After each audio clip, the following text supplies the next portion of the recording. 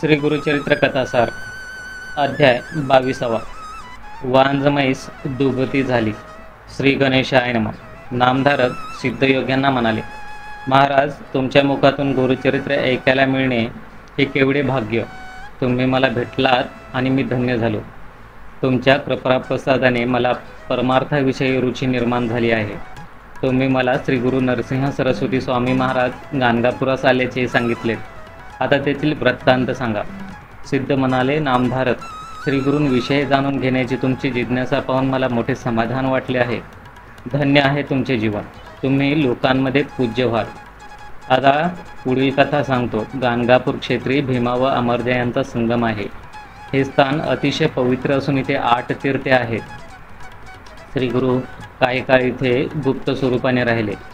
ते संगमावरील रानात वास्तव्य करायचे आणि मध्यान्हसमयी गाणगापुरात भिक्षेसाठी यायचे. त्यावेळी तिथे ब्राह्मणांची 101 घरे होती. ते सर्व ब्राह्मण सुखवस्तू होते. त्यांच्यापैकी अनेकांना येथील राजाकडून जमिनी इनाम मिळालेल्या होत्या. तिथे एक ब्राह्मण आपल्या पत्नीसह राहत होते. त्यांच्याकडे एक वृद्ध आणि वांझ म्हैस होती. तिचा उपयोग नदीकाठच्या मळ्यात खारी माती वाहून नेण्यासाठी केला जात असे. त्याबद्दल त्या ब्राह्मणाकडे भाडे दिले जाई. श्री गुरु नित्यनेमाने त्यांच्याकडे भिक्षेसाठी जात असत. ते पाहून लोक हसायचे, त्यांची निंदा करायचे, म्हणायचे, या यतींना काही तारतम्यच नाही.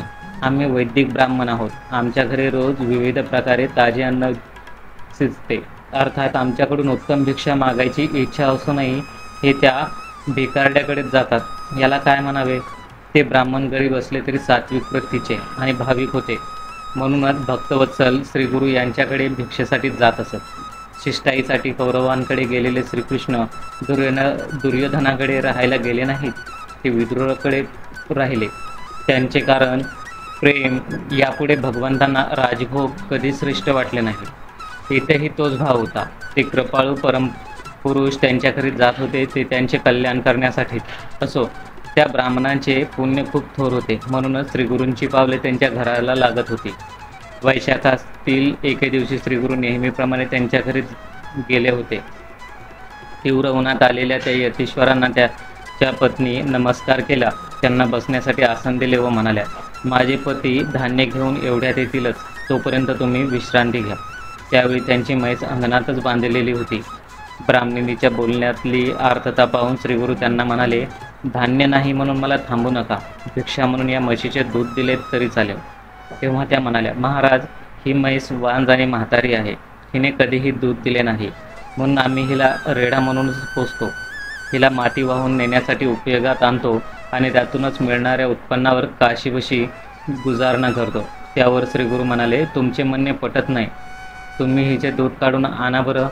त्यांच्या बोलण्यावर विश्वास ठेवून त्या ब्राह्मणी एक काष्टपात्र घेऊन त्या म्हशीचे दूध काढण्यासाठी गेल्या. तिथे अचळ पाण्याने स्वच्छ धुवून त्या दूध काढू लागल्या. तर काय आश्चर्य, त्या म्हशीला पाना फुटला. तिने 2 भांडी भरून दूध दिले. ते दूध त्यांनी घरात आणले. ते तापवण्यासाठी चुलीवर ठेवले. त्या समयी श्रीगुरू हे सामान्य यती नसून अवतारी महात्म्य आहेत अशी त्यांची पूर्ण खात्री झाली होती. त्यांनी दुधाचे भांडे श्रीगुरूंना प्रेमपूर्वक अर्पण केले. ते प्राशन करून ते संतुष्ट झाले. त्यांनी त्यांना आशीर्वाद दिला. म्हणाले, तुमच्या घरी लक्ष्मी अखंड वास करेल. तुमची मुले व नातवंडे सुखात आनंदात राहतील. त्यावर ते संगमावर परतले. त्या आशीर्वादाने त्या ब्राह्मणींना अपार आनंद झाला. पती घरी आल्यावर त्यांनी ते शुभपद सांगितले. तेव्हा त्यांनी मोठे आश्चर्य वाटले. ते म्हणाले, ज्यांच्या कृपादृष्टीने आपले दारिद्र्य सरले ते सामान्य मनुष्य नसून ईश्वरी अवतार आहेत. आपण त्याच्या दर्शनास जाऊ. मग ती दोघे संगमावर गेली. त्यांनी श्रीगुरूचे दर्शन घेऊन त्यांची भक्तिभावाने पूजा केली. त्यांना नैवेद्य व तांबूल अर्पण केला. त्यांचे स्तवन केले आणि प्रदक्षिणा घातली. श्रीगुरूंची सेवा करताना त्यांचे हृदय कृतज्ञतेने भरून आले. त्यांच्या आशीर्वादाने ते दाम्पत्य वैभवसंपन्न झाले. त्यांना सदृढ संतती लाभ झाली. ते कुटुंब सुखात आनंदात राहू लागले. सिद्ध म्हणाले, नामधारक, ब्रह्मदेवाने ललाटी काही लेख लिहिलेला असला तरी श्रीगुरू तो बदलू शकतात. असे आहे त्याचे अगाध महात्म्य. श्रद्धावंत भाविकाला त्यांचा कृपाप्रसाद लाभतोच. त्याच्यावर गुरुकृपा होते. तो नर भाग्यवंत होतो. त्यांचे सुदैव काय वर्णन करावे. श्रीगुरूचे चरित्र इतके पवित्र आहे की ते ऐकणाराही सुखी होतो. त्यांच्या घरी दैन्य राहत नाही. अध्याय समाप्त. श्री गुरुदेव दत्त.